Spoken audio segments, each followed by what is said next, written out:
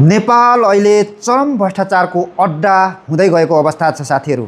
त्यसैले त अब मेयर हर्क साम्पाङको बाटोमा नगई मेयर हर्कवाद नभई देश बन्दैन भन्ने यो भिडियोले पनि, यो व्याकरण भएको भिडियोले पनि तपाईलाई ज्वलन्त उदाहरण हुन सक्छ साथीहरू। नत्र भए तपाईहरू कति त फिल्डमै खट्नु भएको होला। धरानको मेयर हर्क साम्पाङ अहिले श्रम पिता भनेर पनि चिनिन्छ। उहाँ एक मात्र मेयर होइनन्, उहाँ श्रम पिता पनि हो भनेर धेरै मान्छेले बुझेका छन्। साँच्चै नै अब नेपाल सरकारको बजेट कर्मचारी, नेता अनि तपाईको कार्यकर्तालाई पालन पोषण गर्दै मात्रै ठिक हुन्छ। हिजै मात्रै धरान वडा नम्बर 10 मा एउटा ड्रेन बनाउनु पर्ने थियो।